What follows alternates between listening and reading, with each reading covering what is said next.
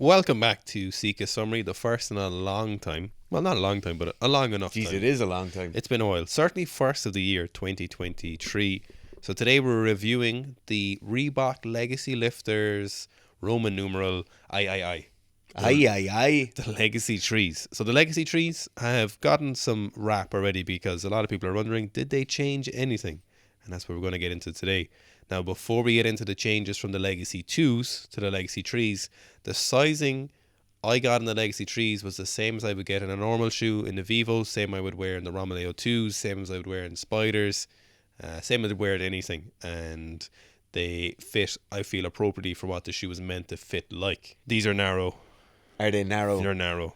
Okay. So let's get into the changes that we've seen from the Legacy 2s compared to the Legacy 3s. So first up, one of the main changes they've made, and it's probably the most fundamental change to the shoe, is the style of material, or how this material is presented in the forefoot. So this is a lot stiffer in the Legacy 3s. Take a shot. It compared to the Legacy 2s. So Legacy 2s, very, very soft, very unable to hold its own position or weight. It just kind of collapses in on itself, which made for a very comfortable shoe on the inside when you were wearing. And it did also give your feet room to splay out in the shoe, which I think was potentially a comfortable thing. Now, was it a benefit? I think in every good pair of weightlifting shoes I can think of, you see a stiff material like leather or faux leather or some sort of vinyl or PU fabric being used on the top, like on the upper of the shoe. The Yep. Nike 2s have it, the Antas have it. Spiders have it. A lot of the Adidas have them as well, particularly the older Adidas have them. There's a definite added advantage. I particularly think there's a definite added advantage when the heel height is as high as it is on these. Yes. I think you need to be able to kind of cinch something down into it. The issue with the Flynet stuff, as you said, it is really comfortable. But as you start tightening the laces down, tightening the strap down, moving your foot around in it, particularly slamming your feet into the floor as you're moving to a catch position, there's just a little bit too much play there that's not necessarily what you want. So it's interesting when you think about a lot of the worst shoes. So like things like the newer Adidas edition, they have much softer material, more of a sneaker for sneaking style feel to the shoe, and it certainly makes for a far worse shoe. The other major change that they've made from the Legacy 2s to the 3s is this pump tongue. So the tongue itself is pretty different. It's a lot more rigid compared to the Legacy 2s. And then you have this option from the pump system where you squeeze it in and it tightens up the shoe along the top of the foot, which I think is not... The shoe does fine without that, but it does do something. To be honest, I think the shoe would do very, very well from a more rigid tongue than it has in the 2s. Like a change to the tongue is definitely going to help that feeling of rigidity along the front of the foot. I think the pump in many ways is probably a gimmick. But I think it's fair to do something like that. I would applaud Reebok for trying something different with shoes, and not different in terms of like shit or material or shit or style.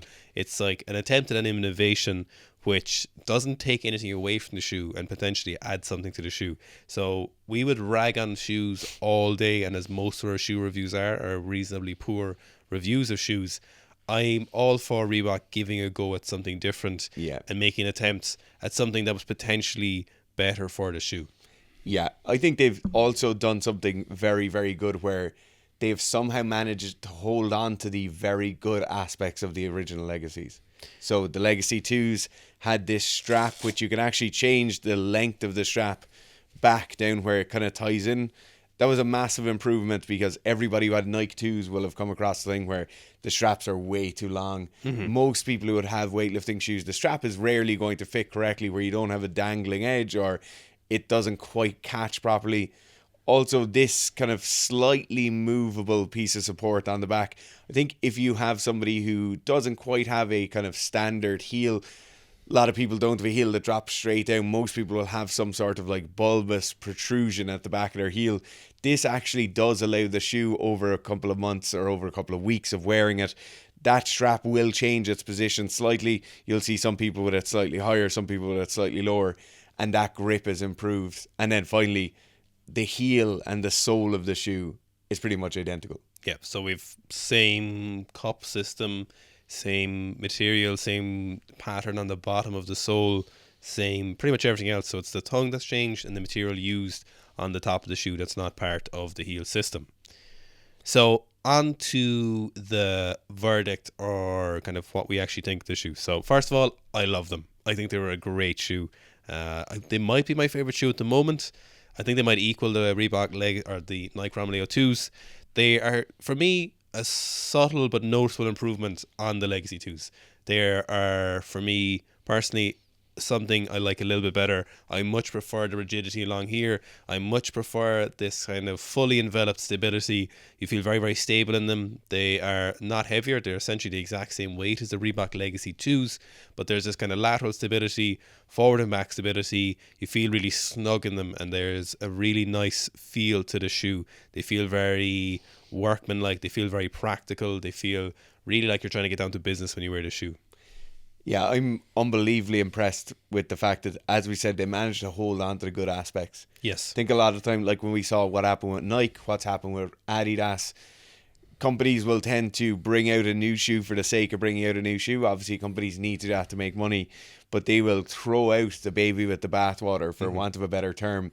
They'll lose the good aspects of the shoe, and they've definitely managed to hold on to the good aspects that the previous legacies have, and kind of built on the shoulders of those. I haven't trained in these, but the day you came in after wearing these for the first time, you were very, very happy.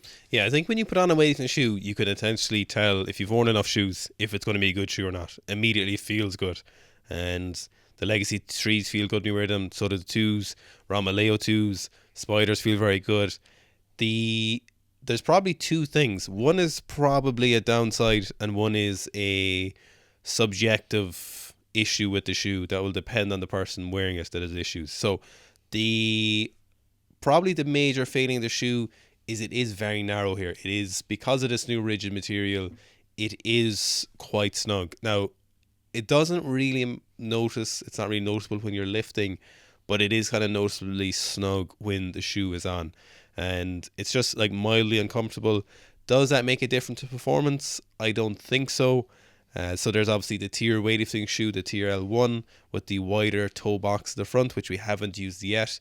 Heard mostly good things about them, so it's interesting to see. I'm as yet undecided if, when we're wearing weightlifting shoes just for the purpose of training, does that narrow toe box really make much of a difference? Still unclear. We still haven't really made up our minds in regards to that. Assume we'll get our hands on the tier at some point and we can kind of make a better verdict. But for now, it's kind of tight. Yeah. But so if you have white feet, which both of us have flippers, it's not an issue, but it's certainly noticeable. Okay.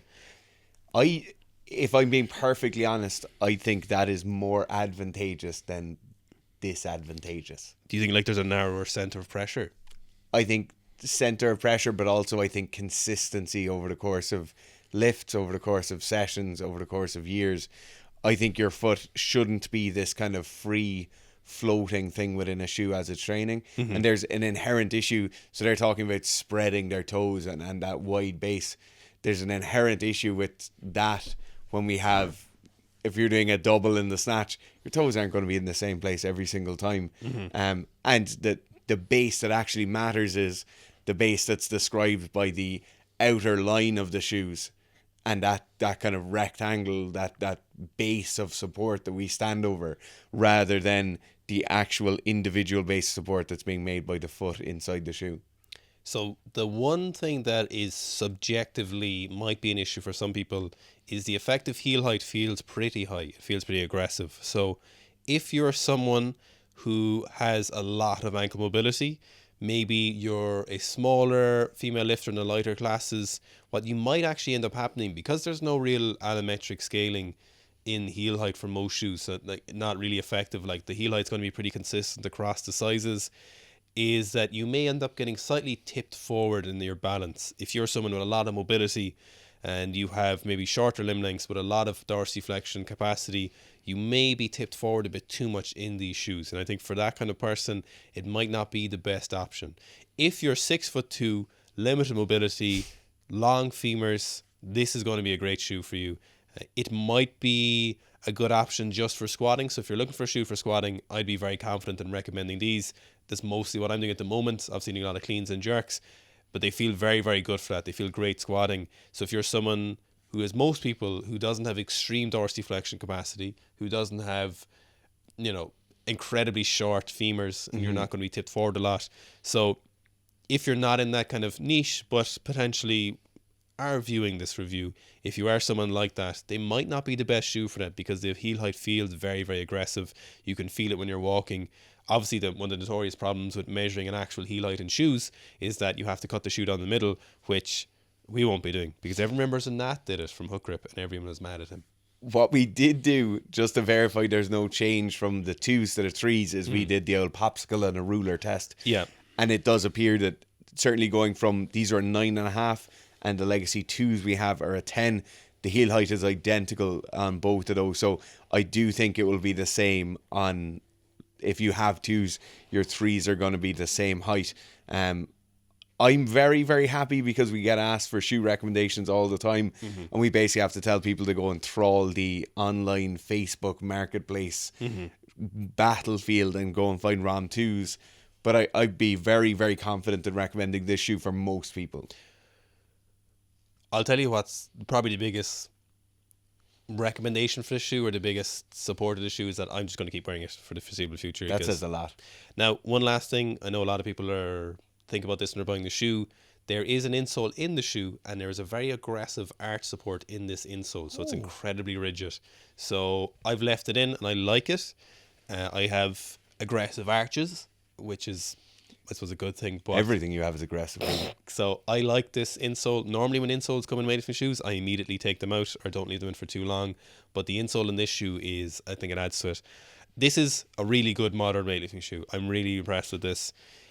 Obviously if you're in that niche category where you're like really small and flexible, this might tip you off balance a bit too much. If you're pretty much everybody else on the bell curve, you're probably going to like this shoe. There is some lifters who do prefer that kind of 3/4 inch heel like we might see in the Dewins or maybe the Asics, but for most people, I think this is a great shoe, and thank God someone made a weightlifting shoe in the last few years that's not complete tripe. Thank God. Thank God. Also, to finish up, the usual disclaimer, we bought these shoes with real money, and we aren't sponsored or paid by anyone. We don't even get the shoes for free. These are just going to be Gerf's shoes for the next few months. I'd love black and gum. The colours were a bit shit. This is okay. This is due. Black and white is okay, right? The nipple is an issue. The pump nipple. The pump nipple in luminous orange is an issue. Could go. Do you know what? I like the orange little pump underneath it, I like that accent. But the nipple is too much for me. The pumper nipple. The pumper nickel. The pumper nickel nipple. Yeah, so you can release it here with this button. Yeah. Look, a lot of people are going to be wondering about the pump, but the pump is largely irrelevant to the quality of the shoe, which is funny. Like, I applaud them for doing something. It does something. You know what? Do you need it? They've done revolutionary things before in terms of being able to move the strap, in terms of this moving thing at the back, in terms of that cup and the higher heel height than a lot of companies go for. So I think they're dead right to keep pushing it and keep checking and keep seeing and keep going again. But the pumpernick, it's aesthetically not pleasing. Yeah. Full length stability plate. Yeah. Exact same. I'd say they're using the same soles they use for the Legacy 2s. So, well done, Reebok. Yeah. It's just something I didn't think I'd be saying. Polite golf clap. Do we think we'll see a Reebok or a Nike Romeo 5s coming out? Yes. Soon, possibly. Yeah. Be interested to see if they fuck that up again. That's 2 for 2 now. The last 2 they fucked up. Well, they've nailed them. Yeah. So, great shoe. There's so many shoes out there now, but we got to end this review. If you have shoes you'd like us to review, just pop them down in the comments below. Obviously, it kind of depends on us being able to get our hands on them, us being able to get them in our size and delivered easily to Ireland. So do pop them down in the comments. The more popular ones are much more likely to get reviewed more quickly. So thanks very much for your support.